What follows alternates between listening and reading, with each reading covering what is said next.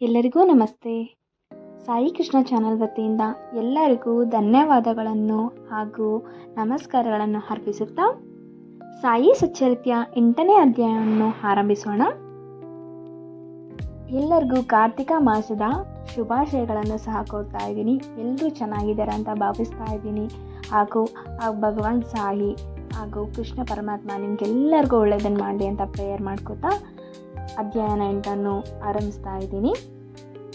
ಈ ಅಧ್ಯಯನದಲ್ಲಿ ಹೇಮಾಡ ಪಂತರು ಮಾನವ ಜನ್ಮದ ಮಹತ್ವ ವಿವರಿಸಿ ಬಾಬಾ ಅವರ ಆಹಾರ ಭಿಕ್ಷೆ, ಬಾಯ ಜಾಜಾಬಾಯಿಯವರ ಹೇಗೆ ಅವರ ಸೇವೆ ಮಾಡುತ್ತಿದ್ದರು, ಬಾಬಾ ಅವರು ರಾತ್ರಿ ವೇಳೆ ಮಸೀದಿಯಲ್ಲಿ ಹೇಗೆ ನಿದ್ರಿಸುತ್ತಿದ್ದರು ಮತ್ತು ಕುಶಾಲ ಚಂದ್ರನನ್ನು ಹೇಗೆ ಪ್ರೀತಿಸುತ್ತಿದ್ದರು ಎಂಬುದನ್ನು ವಿವರಿಸುತ್ತಾರೆ. ಮಾನವ ಜನ್ಮದ ಮಹತ್ವ. ಪ್ರಪಂಚದಲ್ಲಿ ಸ್ವರ್ಗ, ಮರ್ತ್ಯ, ನರಕ, ಪಾತಾಳ, ಸಾಗರ, ಗಗನ ಮತ್ತು ಇನ್ನಿತರ ಲೋಕಗಳು ಸೇರಿ ಈ ಪರಮಾತ್ಮನನ್ನು ಕೋಟಿಗಟ್ಟಲೆ ಪ್ರಾಣಿಗಳನ್ನು ಮತ್ತು ಮಾನವರನ್ನು ಸೃಷ್ಟಿಸಿರುತ್ತಾರೆ. ಇವುಗಳಲ್ಲಿ ಪುಣ್ಯವೇ ಪ್ರಧಾನವಾಗಿದ್ದ ಜೀವಿಗಳು ಸ್ವರ್ಗವನ್ನು ಸೇರಿ ತಮ್ಮ ಕರ್ಮದ ಫಲವನ್ನು ಅನುಭವಿಸಿದ ನಂತರ ಮೃತ್ಯುಲೋಕಕ್ಕೆ ಬರುತ್ತಾರೆ. ಯಾವುದರಲ್ಲಿಯೂ ಪಾಪವೇ ಪ್ರಧಾನವಾಗಿರುವುದೋ ಅವು ನರಕಕ್ಕೆ ಹೋಗಿ ತಮ್ಮ ಕರ್ಮಾನುಸಾರ ನರಕ ಯಾತನೆ ಅನುಭವಿಸುತ್ತವೆ. ಪಾಪ ಪುಣ್ಯಗಳು ಸಮತೂಗಿದಾಗ ಅವು ಭೂಲೋಕದಲ್ಲಿ ಮಾನವ ಜನ್ಮವನ್ನು ಪಡೆಯುತ್ತವೆ. ಈ ಒಂದು ಜನ್ಮದಲ್ಲಿ ನಮಗೆ ಪರಮಾತ್ಮನು ಮುಕ್ತಿ ಪಡೆಯಲು ಅವಕಾಶ ನೀಡುತ್ತಾನೆ. ಪಾಪ ಪುಣ್ಯಗಳಿಂದ ಮುಕ್ತರಾದವರಿಗೆ ಮೋಕ್ಷ ದೊರಕುತ್ತದೆ. ಆತ್ಮಗಳು ತಮ್ಮ ಕರ್ಮಾನುಸಾರ ಪುನರ್ಜನ್ಮ ತಾಳುತ್ತವೆ. ಮಾನವ ದೇಹದ ಬೆಲೆ. ನಮಗೆ ತಿಳಿದಿರುವಂತೆ ಆಹಾರ, ನಿದ್ರೆ, ಭಯ ಮತ್ತು ಮೈಥುನ ಸಂಬಂಧಗಳು ಇವು 4 ಸಮಸ್ತ ಸೃಷ್ಟಿಗಳಿಗೂ ಸಾಮಾನ್ಯ. ಆದರೆ ಮಾನವನಿಗೆ ಯಾವ ಜನ್ಮದಲ್ಲಿಯೂ ಸಾಧ್ಯವಾಗದಂಥ ಈ ಪರಮಾತ್ಮನನ್ನು ಹೊಂದಬಹುದಾದ ವಿಶೇಷವಾದ ಜ್ಞಾನದ ಸೌಲಭ್ಯವಿದೆ. ಆದುದರಿಂದಲೇ ದೇವತೆಗಳಿಗೂ ಕೂಡ ಮಾನವನ ಈ ಶಕ್ತಿಯನ್ನು ಕಂಡರೆ ಅಸೂಯೆ ಇದೆ. ಮಲ, ಶ್ಲೇಷ್ಮ, ಆಮ್ಲ ಮತ್ತು ಕೊಳೆ ಇವುಗಳಿಂದ ಕೂಡಿದ ಮತ್ತು ರೋಗ ರುಜಿನಗಳಿಗೆ ಬಲಿಯಾಗಿರುವ ಈ ಮಾನವ ಜನ್ಮದಂತಹ ಕೆಟ್ಟ ಜನ್ಮ ಇನ್ಯಾವುದಿದೆ ಎಂದು ಕೆಲವರ ಅಭಿಪ್ರಾಯ. ಇದು ಸ್ವಲ್ಪ ಮಟ್ಟಿಗೆ ನಿಜವೇನೋ ಹೌದು. ಈ ನ್ಯೂನತೆಗಳನ್ನೊಳಗೊಂಡಿದ್ದರೂ ಸಹ ಮಾನವ ಜನ್ಮಕ್ಕೆ ಮಹತ್ವ ಹೆಚ್ಚು.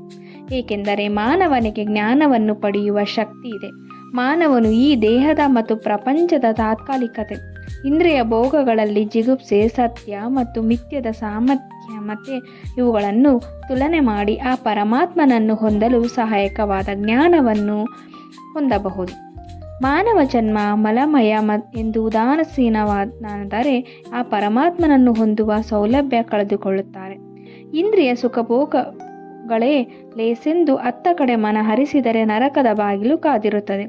ಆದುದರಿಂದ ನಾವು ಕುದುರೆಯ ಮೇಲೆ ಕುಳಿತಿರುವ ಸವಾರನು ತಮ್ಮ ಗುರಿಯನ್ನು ಮುಟ್ಟಿ ಹಿಂತಿರುಗುವ ತನಕ ತನ್ನ ಕುದುರೆಯನ್ನು ಹೇಗೆ ಬಹಳ ಎಚ್ಚರಿಕೆಯಿಂದ ನೋಡಿಕೊಳ್ಳುತ್ತಾನೆಯೋ ಅದೇ ರೀತಿಯಲ್ಲಿ ನಾವು ನಮ್ಮ ದೇಹವನ್ನು ಕಾಪಾಡಿಕೊಳ್ಳಬೇಕು. ಈ ಮಾನವ ಜನ್ಮದಲ್ಲಿ ಪರಮಾತ್ಮನನ್ನು ಕಾಣಲು ಅನುಕೂಲವಾಗುವಂತಹ ಆತ್ಮಜ್ಞಾನವನ್ನು ಪಡೆಯಲು ಶ್ರಮಿಸಬೇಕು. ಪರಮಾತ್ಮನು ಅನೇಕ ಪ್ರಾಣಿಗಳನ್ನು ಸೃಷ್ಟಿಸಿದ ನಂತರವೂ ಸಹ ತೃಪ್ತನಾಗಲಿಲ್ಲ. ಕಾರಣವೇನೆಂದರೆ ತನ್ನ ಕೆಲಸವನ್ನು ಹೊಗಳುವಂಥ ಯೋಗ್ಯತೆ ಯಾವ ಪ್ರಾಣಿಗಳಿಗೂ ಸಹ ಇರಲಿಲ್ಲ. ಆದುದರಿಂದ ಅವನು ಬೇರೊಂದು ಜೀವವನ್ನು ಸೃಷ್ಟಿಸಬೇಕಾಯಿತು. ಅದಕ್ಕೆ ವಿಶೇಷವಾದ ಜ್ಞಾನ ಬಲವನ್ನು ಕೊಟ್ಟನು. ಈ ಹೊಸ ಸೃಷ್ಟಿಯೇ ಮಾನವ. ಆಗ ಮಾನವನಿಗೆ ತನ್ನ ಲೀಲೆಯನ್ನು ಹೊಗಳುವಂತಹ ಶಕ್ತಿ ಇದೆ ಎಂದು ತೃಪ್ತಿ ಹೊಂದಿದನು. ಆದುದರಿಂದ ಮಾನವ ಜನ್ಮವನ್ನು ಹೊಂದುವುದೇ ದುರ್ಲಭ. ಹಾಗೆ ಹೊಂದಿದ್ದರೆ ನಿಜಕ್ಕೂ ಅದೃಷ್ಟವೆನ್ನುವುದು.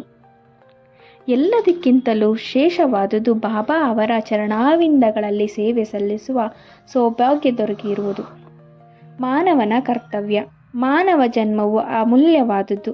ಹುಟ್ಟಿದ ಮೇಲೆ ಸಾವು ಖಂಡಿತ ಎಂಬುದನ್ನು ಅರಿತ ಮೇಲೆ ನಾವು ನಮ್ಮ ಜೀವನದ ಗುರಿಯನ್ನು ಮುಟ್ಟಲು ಯಾವಾಗಲೂ ಹಾತೊರೆಯುತ್ತಿರಬೇಕು. ನಮ್ಮ ಶಕ್ತಿ ಮೀರಿ ಶ್ರಮಿಸಬೇಕು. ಸೋಮಾರಿತನ, ಆಲಸ್ಯ ಇವುಗಳನ್ನು ತಳ್ಳಿ ಜಡತನವನ್ನು ತ್ಯಜಿಸಿ ಹಗಲಿರುಳು ನಾವು ಪರಮಾತ್ಮನನ್ನು ಕುರಿತು ಧ್ಯಾನಿಸಬೇಕು. ಇದನ್ನು ಮಾಡದಿದ್ದಲ್ಲಿ ಮಾನವನು ಕಾಡು ಪ್ರಾಣಿಗಿಂತಗಳಲ್ಲೂ ಕೀಳಾಗುತ್ತಾನೆ. ಸಾಧು ಸಂತರ ಆಶ್ರಯ. ನಿಮ್ಮ ಗುರಿಯನ್ನು ಬೇಗನೆ ಸಾಧಿಸಬೇಕಾದರೆ ಆ ಪರಮಾತ್ಮನ ಸಾಕ್ಷಾತ್ಕಾರವನ್ನು ಹೊಂದಿರತಕ್ಕ ಸಾಧು ಸಂತರನ್ನು ಆಶ್ರಯಿಸಬೇಕು. ಧಾರ್ಮಿಕ ಪುರಾಣ ಕೇಳುವುದರಿಂದ, ಧಾರ್ಮಿಕ ಗ್ರಂಥಗಳನ್ನು ಪಠಿಸುವುದರಿಂದ ಯಾವುದನ್ನೂ ಪಡೆಯಲು ಅಸಾಧ್ಯವೋ ಅಂತಹದನ್ನು ಈ ಪವಿತ್ರ ಆತ್ಮಗಳ ಸ್ನೇಹದಿಂದ ಪಡೆಯಬಹುದು. ಹೇಗೆ ದಿನಕರನು ಸಮಸ್ತ ತಾರಾಗಣಗಳ ಕಾಂತಿಗಿಂತ ಮಿಗಿಲಾದ ಬೆಳಕನ್ನು ಕೊಡಬಲ್ಲನೋ, ಹಾಗೆ ಸದ್ಗುರುವು ಸಮಸ್ತ ಧಾರ್ಮಿಕ ಗ್ರಂಥಗಳು ನೀಡಬಹುದಕ್ಕಿಂತ ಮಿಗಿಲಾದ ಪಾರಮಾರ್ಥಿಕ ಜ್ಞಾನವನ್ನು ನೀಡಬಲ್ಲನು. ಅವನ ಚಲನವಲನಗಳೇ ನಮಗೆ ಮೃದುವಾದ ಮಾರ್ಗದರ್ಶನ ನೀಡುತ್ತವೆ. ಕ್ಷಮೆ, ತಾಳ್ಮೆ, ದಯೆ, ದಾನ, ಧರ್ಮ, ಇಂದ್ರಿಯ ನಿಗ್ರಹ ಶಕ್ತಿ ಇವುಗಳನ್ನು ಗುರುವು ಅಭ್ಯಾಸ ಮಾಡುವಾಗಲೇ ಶಿಷ್ಯರು ಅದನ್ನು ಪಾಲಿಸಿರುತ್ತಾರೆ. ಇದು ಅವರ ಮನಸ್ಸನ್ನು ಪಾರಮಾರ್ಥಿಕ ಜ್ಞಾನದೆಡೆಗೆ ಕೊಂಡೊಯ್ಯುತ್ತದೆ. ಶ್ರೀ ಸಾಯಿಬಾಬಾ ಅವರು ಇಂತಹ ಒಬ್ಬ ಸಂತ ಸದ್ಗುರು. ಅವರು ಬಾಹ್ಯದಲ್ಲಿ ಫಕೀರರಾಗಿ ಕಂಡರೂ ಯಾವಾಗಲೂ ಆತ್ಮದಲ್ಲಿ ತಲ್ಲೀನರಾಗಿರುತ್ತಿದ್ದರು. ಪರಮಾತ್ಮನನ್ನು ಅಥವಾ ದೈವತ್ವವನ್ನು ಕಾಣಬಹುದಾದ ಎಲ್ಲ ವಸ್ತುಗಳನ್ನು ಬಾಬಾ ಪ್ರೀತಿಸುತ್ತಿದ್ದರು. ಸಂತೋಷದಿಂದ ಅವರು ಉಬ್ಬುತ್ತಿರಲಿಲ್ಲ, ಅನಾದೃತವೆಂದು ಕುಗ್ಗುತ್ತಿರಲಿಲ್ಲ. ಧನಿಕನಾಗಲಿ ಭಿಕಾರಿಯಾಗಲಿ ಇಬ್ಬರು ಅವರಿಗೆ ಒಂದೇ. ತಮ್ಮ ದೃಷ್ಟಿ ಮಾತ್ರದಿಂದಲೇ ಭೀಕರವಾಗಿ ಧನಿಕನಾಗಿ ಪರಿವರ್ತಿಸುವ ಪ್ರತಿಭೆ ಇತ್ತು. ಅಂತಹ ಬಾಬಾ ಶಿರ್ಡಿಯ ಪ್ರತಿ ಮನೆಯ ಬಾಗಿಲಿಗೂ ಹೋಗಿ ಭಿಕ್ಷೆ ಬೇಡುತ್ತಿದ್ದರು.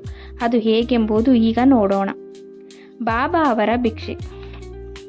ಅಮ್ಮ, ನನಗೆ ಒಂದು ಚೂರು ರೊಟ್ಟಿ ನೀಡುವಿರಾ ಎಂದು ಬಾಬಾ ಪ್ರತಿ ಮನೆಯ ಬಾಗಿಲಿಗೆ ಹೋಗಿ ಭಿಕ್ಷೆ ಬೇಡುತ್ತಿದ್ದರು. ಬಾಬಾ ಅವರಿಗೆ ಭಿಕ್ಷೆ ನೀಡಿದವರೇ ಧನ್ಯರು. ಅವರು ಭಿಕ್ಷಾ ಪಾತ್ರೆಯನ್ನು ಹಿಡಿದುಕೊಂಡು ಜೋಳಿಗೆಯನ್ನು ಸಿಕ್ಕಿಸಿಕೊಂಡು ಪ್ರತಿ ಮನೆಯ ಬಾಗಿಲಿಗೂ ಹೋಗುತ್ತಿದ್ದರು. ಸಾಂಬಾರು, ಪಲ್ಯ, ಮಜ್ಜಿಗೆ, ಸಾರು ಮುಂತಾದವುಗಳನ್ನು ಪಾತ್ರೆಯಲ್ಲಿಯೂ, ಅನ್ನ ಮುಂತಾದ ಘನ ಪದಾರ್ಥಗಳನ್ನು ಜೋಳಿಗೆಯಲ್ಲಿಯೂ ಹಾಕಿಸಿಕೊಂಡು ಬರುತ್ತಿದ್ದರು. ಅವರಿಗೆ ಆಹಾರ ಪದಾರ್ಥಗಳ ಚಾಪಲ್ಯವಿರಲಿಲ್ಲ. ಕೊನೆಗೆ ಭಿಕ್ಷೆ ಬೇಡಿ ತಂದ ಎಲ್ಲ ಪದಾರ್ಥಗಳನ್ನು ಬೆರೆಸಿ ಮನದಣಿಯುವಂತೆ ತಿನ್ನುತ್ತಿದ್ದರು. ಒಂದೊಂದು ದಿನ ಮಧ್ಯಾಹ್ನ 12 ಗಂಟೆಯವರೆಗೆ ಭಿಕ್ಷೆ ಬೇಡುತ್ತಿದ್ದರು. ಅವರು ತಿನ್ನುವಾಗ ನಾಯಿ, ಬೆಕ್ಕು, ಕಾಗೆಗಳು ಸಹ ಅವರೊಡನೆ ಬಂದು ತಿನ್ನುತ್ತಿದ್ದವು. ಆದರೆ ಬಾಬಾ ಅವರು ಅವುಗಳನ್ನು ಓಡಿಸುತ್ತಿರಲಿಲ್ಲ. ಮಸೀದಿಯನ್ನು ಗುಡಿಸಿ ಸಾರಿಸುತ್ತಿದ್ದವರು ಸಹ 10-12 ರೊಟ್ಟಿ ಚೂರುಗಳನ್ನು ತೆಗೆದುಕೊಂಡು ಹೋಗುತ್ತಿದ್ದರು. ಕನಸಿನಲ್ಲಿಯೂ ಸಹ ನಾಯಿ, ಬೆಕ್ಕುಗಳನ್ನು ಹೆದರಿಸಿ ಓಡಿಸದ ಇದ್ದ ಬಾಬಾ ಬಡ ಜನರನ್ನು ಓಡಿಸಬಹುದೇ? ಶಿರ್ಡಿಯಲ್ಲಿನ ಜನರು ಇವರನ್ನು ಮೊದಲು ಹುಚ್ಚರೆಂದು ತಿಳಿದಿದ್ದರು. ಪ್ರತಿ ಮನೆಯ ಬಾಗಿಲಿಗೆ ಹೋಗಿ ಭಿಕ್ಷೆ ಬೇಡಿ ಜೀವಿಸುವವರನ್ನು ಯಾರು ತಾನೇ ಗೌರವಿಸುವವರು? ಅವರು ಬಾಹ್ಯದಲ್ಲಿ ಚಂಚಲರಾಗಿರುತ್ತಿದ್ದರು, ಅಂತರಂಗದಲ್ಲಿ ಮಹಾಜ್ಞಾನಿಗಳಾಗಿದ್ದರು. ಅವರ ಮಾರ್ಗ ಅದ್ವಿತೀಯವಾಗಿದ್ದಿತು. ಕೆಲವರು ಇವರನ್ನು ಮಹಾಜ್ಞಾನಿಗಳೆಂದು ಗೌರವಿಸುತ್ತಿದ್ದರು. ಇದನ್ನು ಉದಾಹರಿಸುವ ಕಥೆಯೊಂದು ಈ ರೀತಿ ಇದೆ. ಬಾಯಾಜಾಬಾಯಿ ಅವರ ಸೇವೆ. ತ್ಯಾತ್ಯ ಕೋತೆಯವರ ಮಾತೆ ಬಾಯಾಜಾಬಾಯಿಯವರು ಸ್ವಲ್ಪ ರೊಟ್ಟಿ, ನೀರು ತೆಗೆದುಕೊಂಡು ಕಾಡಿಗೆ ಪ್ರತಿದಿನವೂ ಹೋಗುತ್ತಿದ್ದರು. ಸ್ವಲ್ಪ ಹೊತ್ತು ಅಲೆದ ನಂತರ ಈ ಫಕೀರನನ್ನು ಸಂಧಿಸುತ್ತಿದ್ದರು. ಹೀಗೆ ಸಂಧಿಸಿದ ತಕ್ಷಣ ಅವರಿಗೆ ಎಲೆ ಹಾಕಿ ಊಟಕ್ಕೆ ಬಡಿಸುತ್ತಿದ್ದರು. ನಂತರ ಬಲವಂತ ಮಾಡಿ ಊಟ ಮಾಡಿಸುತ್ತಿದ್ದರು. ನಿಜವಾಗಿಯೂ ಅವರ ನಂಬಿಕೆ, ಸೇವೆ ಅಗಾಧವಾಗಿದ್ದಿತು. ಈ ಸೇವೆಯ ಪ್ರತಿಫಲವಾಗಿ ಅವರ ಮಗನಿಗೆ ಬಾಬಾ ಅಮೂಲ್ಯ ಆಶೀರ್ವಾದವನ್ನು ಕೊಟ್ಟರು. ತಾಯಿ ಮತ್ತು ಮಗ ಇಬ್ಬರು ಬಾಬಾ ಅವರೆಂದರೆ ಪಂಚಪ್ರಾಣ. ಬಾಬಾ ಅವರು ಅನೇಕ ಸಾರಿ ಅವರಿಗೆ ಈ ತಿರುಕನೇ ದೇವರ ಅವತಾರ ಎಂದು ಹೇಳುತ್ತಿದ್ದರು. ಸ್ವಲ್ಪ ದಿನಗಳ ನಂತರ ಬಾಬಾ ಅವರು ಕಾಡಿನಲ್ಲಿ ನೆಲೆಸುವುದನ್ನು ಬಿಟ್ಟು ಊರಲ್ಲಿ ಬಂದು ನೆಲೆಸಿದರು. ನಂತರ ಬಾಯಾಜಾಬಾಯಿಯವರಿಗೆ ಕಾಡಿನಲ್ಲಿ ಅಳೆಯುವ ಕಷ್ಟ ತಪ್ಪಿತು. ತ್ರಿಮೂರ್ತಿಗಳ ಶಯನ. ಯಾರ ಅಂತರಾತ್ಮದಲ್ಲಿ ಪರಮಾತ್ಮನು ವಾಸವಾಗಿರುವನು ಅಂತಹ ಸಂತರೇ ಧನ್ಯ. ಇಂತಹ ಸಂತರ ಸತ್ಸಂಗವನ್ನು ಹೊಂದುವ ಮಾನವರು ನಿಜಕ್ಕೂ ಅದೃಷ್ಟಶಾಲಿಗಳೇ ಸರಿ. ತ್ಯಾತಕೋತೆ ಮತ್ತು ಭಗತ್ ಮಹಾಳಾಸಪತಿಯವರು ಸಾಯಿಬಾಬಾ ಅವರ ಸಂಪರ್ಕ ಹೊಂದಿದ್ದರು. ಸಾಯಿಬಾಬಾ ಅವರು ಸಹ ಅವರಲ್ಲಿ ಅತ್ಯಂತ ಪ್ರೀತಿ ಇಟ್ಟಿದ್ದರು. ಈ ಮೂವರು ಒಬ್ಬರು ಪಶ್ಚಿಮಕ್ಕೂ ಮತ್ತೊಬ್ಬ ಪೂರ್ವಕ್ಕೂ ಮಗದೊಬ್ಬ ಉತ್ತರಕ್ಕೂ ತಲೆ ಮಾಡಿಕೊಂಡು ಕಾಲುಗಳನ್ನು ಒಂದೆಡೆ ಕೂಡಿಸಿಕೊಂಡು ಮಸೀದಿಯಲ್ಲಿ ಮಲಗುತ್ತಿದ್ದರು. ಅನೇಕ ಸಾರಿ ಮಧ್ಯರಾತ್ರಿಯವರೆಗೂ ಹರಟೆ ಹೊಡೆಯುತ್ತಾ ನಂತರ ನಿದ್ರಿಸುತ್ತಿದ್ದರು. ಒಬ್ಬನು ನಿದ್ದೆ ಮಾಡಲು ಆರಂಭ ಮಾಡಿದರೆ ಮತ್ತೊಬ್ಬನು ಎಚ್ಚರಗೊಳ್ಳುತ್ತಿದ್ದನು. ಉದಾಹರಣೆಗಾಗಿ ತ್ಯಾತೆ ನಿದ್ರಿಸಿದರೆ ಬಾಬಾ ಅವರು ಕೂಡಲೇ ಎದ್ದು ಅವನನ್ನು ಅಲುಗಾಡಿಸಿ ಎಚ್ಚರಗೊಳಿಸುತ್ತಿದ್ದರು. ಮಾಳಾಸಪತಿಯವರು ನಿದ್ರಿಸಿದರೆ ಅವರನ್ನು ಅಮುಕಿ ಎಚ್ಚರಿಸುತ್ತಿದ್ದರು. ಈ ರೀತಿ 14 ವರ್ಷದವರೆಗೆ ತಾತ್ಯ ಅವರು ತಮ್ಮ ಮನೆಯನ್ನು ಬಿಟ್ಟು ಬಾಬಾ ಅವರೊಡನೆ ಮಸೀದಿಯಲ್ಲಿ ಮಲಗುತ್ತಿದ್ದರು. ಬಾಬಾ ಅವರ ಪ್ರೇಮ ಮತ್ತು ದಯೆ ಇವುಗಳನ್ನು ವಿವರಿಸಲು ಯಾರಿಂದಲೂ ಸಾಧ್ಯ. ತಾತ್ಯ ಅವರು ತಮ್ಮ ತಂದೆಯ ಕಾಲವಾದ ನಂತರ ಪ್ರಪಂಚದ ಭಾರ ಹೊರಬೇಕಾದುದರಿಂದ ಮನೆಯಲ್ಲಿ ಮಲಗ ಹತ್ತಿದರು. ರಾಧಾದ ಕುಶಾಲಚಂದ. ಬಾಬಾ ಅವರಿಗೆ ಶಿರ್ಡಿಯ ಗಣಪತ್ ಕೋತೆಯವರೆಂದರೆ ಬಹಳ ಪ್ರೀತಿ. ರಹತಾದ ಚಂದ್ರಭಾನು ಸೇಠು ಅವರೆಂದರೆ ಅಷ್ಟೇ ಪ್ರೀತಿ ಮತ್ತು ಆದರ. ಶ್ರೀ ಸೇಠ ಅವರು ಗತಿಸಿದ ನಂತರ ಅವರ ಸೋದರಿಯ ಮಗನಾದ ಕುಶಾಲಚಂದ ಅವರನ್ನು ಅದೇ ರೀತಿ ಪ್ರೀತಿಸುತ್ತಿದ್ದರು. ಅವರ ಯೋಗಕ್ಷೇಮವನ್ನು ಹಗಲು ರಾತ್ರಿ ಚಿಂತಿಸುತ್ತಿದ್ದರು. ಕೆಲವು ಸಾರಿ ಸಂಗಡಿಗರೊಂದಿಗೆ ಎತ್ತಿನ ಗಾಡಿಯಲ್ಲಿ ಅಥವಾ ಟಾಂಗದಲ್ಲಿ ಆಗಾಗ್ಗೆ ರಹತಕ್ಕೆ ಬಂದು ಹೋಗುತ್ತಿದ್ದರು.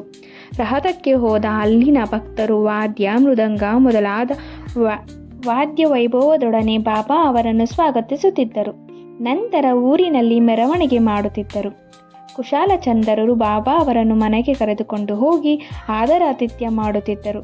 ಅಲ್ಲಿ ಸ್ವಲ್ಪ ಕಾಲವಿದ್ದ ನಂತರ ಶಿರ್ಡಿಗೆ ಹಿಂತಿರುಗುತ್ತಿದ್ದರು. ಶಿರ್ಡಿಯು ರಹತ ಮತ್ತು ನಿಮಗಾಂವ್ಗಳಿಗೆ ಸಮದೂರದಲ್ಲಿದೆ. ಬಾಬಾ ತಮ್ಮ ಜೀವನಮಾನದಲ್ಲಿ ಈ 2 ಹಳ್ಳಿಗಳಿಂದಾಚೆ ಹೋಗಿರಲಿಲ್ಲ. ಅವರು ರೈಲು ಬಂಡಿಯನ್ನು ನೋಡಿಯೇ ಇರಲಿಲ್ಲ. ಆದರೂ ಅವು ಬರುವ ಕಾಲ, ಹೊರಡುವ ಕಾಲ ಎಲ್ಲ ತಿಳಿದಿರುತ್ತಿದ್ದರು. ಶಿರ್ಡಿಯಿಂದ ಹೊರಡುವ ಸಮಯದಲ್ಲಿ ಬಾಬಾ ಅವರ ಆಜ್ಞಾನುಸಾರ ವರ್ತಿಸಿದವರಿಗೆ ಪ್ರಯಾಣ ಸುಗಮವಾಗಿರುತ್ತಿತ್ತು.